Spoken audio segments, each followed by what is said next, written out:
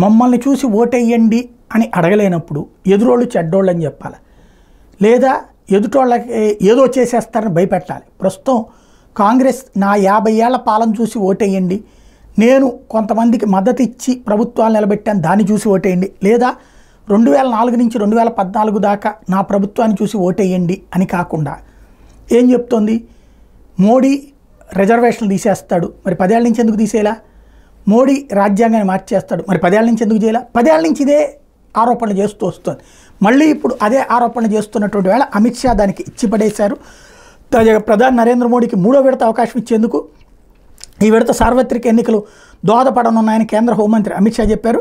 కాంగ్రెస్ ఏలుబడిలోని తప్పిదాలను సరిచేయడానికి మొదటి 2 దఫాలు సరిపోయాయి.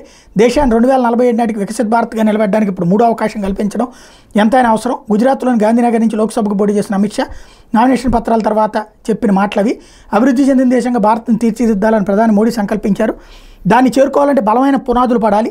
రాబోయే 5 ఏళ్లు ఎంతో కీలకం. కాంగ్రెస్ నేతృత్వంలోని యూపీఏ పాలనలో ఏర్పడిన గోతుల్ని పూడ్చడానికి 10 ఏళ్లు పట్టింది. వాజ్పేయి, అద్వానీ వంటి దిగ్గజ నేతలు గతంలో ప్రాతినిధ్యం వహించిన గాంధీనగర్ నుంచి మరోసారి పోటీ చేసేందుకు అవకాశం వచ్చింది. అధిష్టానానికి కృతజ్ఞతలు. ప్రధాని మోడీ ఓటర్గా ఉన్నది కూడా ఇక్కడే. ఎంపీగా ఎన్నికయ్యేందుకు ముందు ఎమ్మెల్యేగా నేను ఎన్నికైంది కూడా ఈ లోక్సభ స్థానం నుంచి పరిధి నుంచే. ఈ స్థానంతో నాకు 30 ఏళ్ల అనుబంధం ఉంది. బూత్ స్థాయి కార్యకర్త నుంచి నన్ను ఎంపీని చేసింది ఇక్కడి ప్రజలే అని షా గుర్తు చేసుకున్నారు. రిజర్వేషన్ల విధానం జోలికి మోడీ సర్కార్ ఎప్పుడు వెళ్లదని తేల్చి చెప్పారు.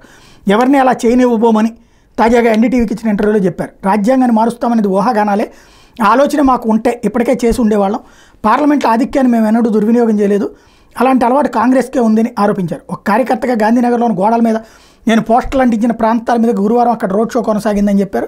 ఈసారి దక్షిణాదిలోనూ బీజేపీ ఉత్తమ పనితీరు కనబరుస్తుందని, ప్రధానికి ఉన్న ప్రజాదరణ సీట్ల రూపంలోకి మారుతుందని విశ్వాసం వ్యక్తం చేశారు.